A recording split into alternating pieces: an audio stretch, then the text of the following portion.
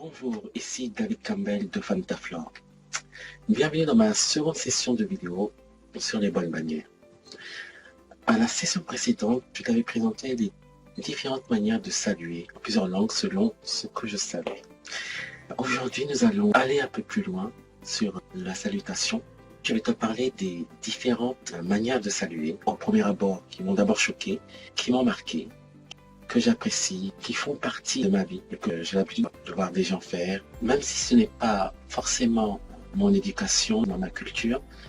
Il y a beaucoup de manières de saluer, fini par intégrer dans ma vie parce que j'aimais bien le sens, le message, la valeur de la salutation. Comment saluons-nous? Quelle question. Comment tu salues les gens chez toi? Comment tu salues ton père et ta mère? Comment tu salues tes amis? Comment tu salues le boulanger? Comment tu salues tes proches amis? Tu emploies certainement des manières différentes. Cela dépend de la relation que tu as avec la personne, cela dépend du vécu, cela dépend de plusieurs facteurs. Chaque culture, chaque continent, chaque personne nous apporte quelque chose qui fait qu'on a envie de l'intégrer chez nous. On le prend parce que on a aimé cette façon de faire. Du coup, on l'intègre. Dans mon cas, depuis que j'ai mis les pieds en Espagne, au moins pendant 1 an, c'est le mot hola. Hola, ça veut dire bonjour en espagnol. Et hola, c'est un mot que j'aime tellement que je le dis aux membres de ma famille, je le dis dans le contexte professionnel, je le dis partout, mais comme dans les écrits. Il y a d'autres personnes qui prennent aussi d'autres mots, d'autres gestes qu'ils ont vus dans certains pays. En Russie, Maghreb, en Palestine, on fait la fameuse accolade et au Mexique aussi, le câlin. Je ne vais pas tout détailler les manières de saluer, mais seulement celles que je connais, celles qui m'ont marqué, celles que j'apprécie. Est-ce que tu es prêt? Eh bien, allons-y. En France, la salutation plus courante qu'on voit, c'est la bise. Il y a certaines personnes qui font une bise, d'autres qui en font 2, d'autres qui en font 3, d'autres qui en font 4. Il y en a même qui en font jusqu'à 8. Donc du coup, on se perd, on ne sait pas combien de bises faire à chaque fois. On hésite. Moi, je ne me suis jamais cassé la tête personnellement. Je faisais 4 bises.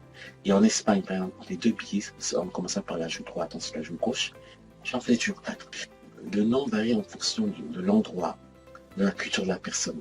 Je n'ai jamais su, je n'ai jamais compris ça et honnêtement, jusqu'à présent, je ne comprends pas. Tu les fais aussi bien avec tes amis qu'avec ta proche famille. Mais ça s'est aussi répandu dans le contexte social et professionnel. Entre hommes et femmes, entre hommes et hommes, dans certaines parties de la France. C'est une manière de saluer très répandue dans toute la France.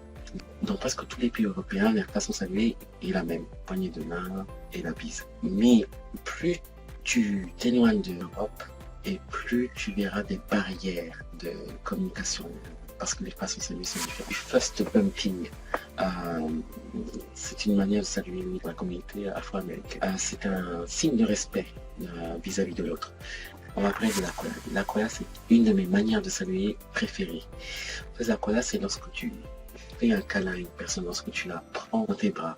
C'est quelque chose qui est très courant en Espagne, en Amérique latine, dans les pays du Maghreb, mais aussi de l'Afrique occidentale. Je suis parti en Espagne pendant 1 an dans le cadre d'un voyage Erasmus.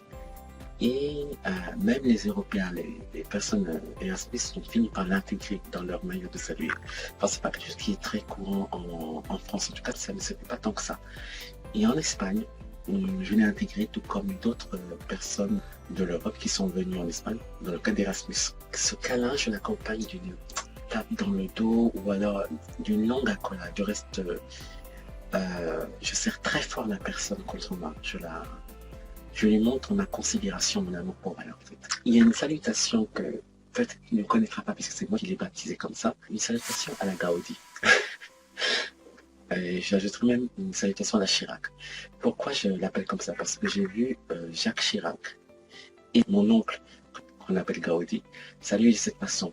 Par exemple, supposons qu'elle voyait une personne de loin. Elle a salué comme ça ou comme ça. Et Jacques Chirac, notre président français, il était en voiture et il saluait de cette façon. Cette salutation, de la manière comme je l'interprétais, c'est une manière de saluer qu'on fait à distance pour démontrer à la personne, même si on est loin, qu'on n'a pas la possibilité de la saluer, on le fait avec le cœur et on la respecte malgré tout et qu'on la considère. C'est comme ça que je l'ai vécu. Et cette forme de salutation, je l'ai toujours appréciée et je ne la fais pas tout le temps, mais parfois lorsque j'ai pas le choix, je la fais. La salutation, les musulmans qui font ce genre de salutation, ils saluent la personne et ils mettent la main sur le cœur. Ce serait une ruse qu'on aurait employée avant, parce qu'avant on interdisait dans les lieux publics, que ce soit dans les hôpitaux, dans les écoles, de dire salam alaikum, c'était interdit. Du coup, ce qu'ont fait les musulmans, ils ont salué tout en mettant la main sur le cœur. Ils disent salam alaikum. Et puis, au fur et à mesure du temps qui passait, quelque chose qui s'est intégré dans toutes les cultures, dans tous les contextes. On dit le salam alaikum et on met la main sur le cœur. Je vais terminer par la salutation aux Indiens. Les Indiens, en fait, ce qu'ils font, lorsqu'ils saluent une personne très importante, ils ont tendance à mettre la main sur le pied des personnes, pas mettre la main sur le pied. Le pied est l'une des parties les plus sales du corps parce qu'il est toujours en contact avec le sol, on marche avec, tandis que la tête est la partie la plus pure. Et toucher le pied d'une personne, c'est un honneur, c'est une forme de respect, d'humilité dans laquelle on le fait. Et même dans certains films, on touche le pied et après on ramène la main vers le cœur. Il y a différentes versions en fait.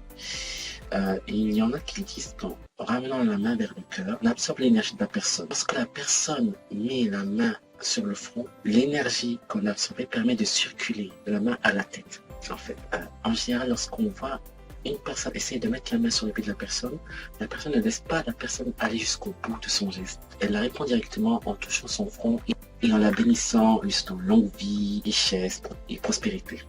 Voilà, c'était tout ce que j'avais à dire par rapport aux différentes salutations que j'apprécie, qui me marquent, qui m'ont choqué et que j'ai fini par intégrer. Et voilà, j'espère que cette vidéo t'a plu. Voilà, c'était tout. Donc, je te souhaite une excellente fin de journée. Je te dis à très bientôt pour la prochaine série de vidéos. Prends soin de toi et au plaisir de te voir à ma prochaine vidéo.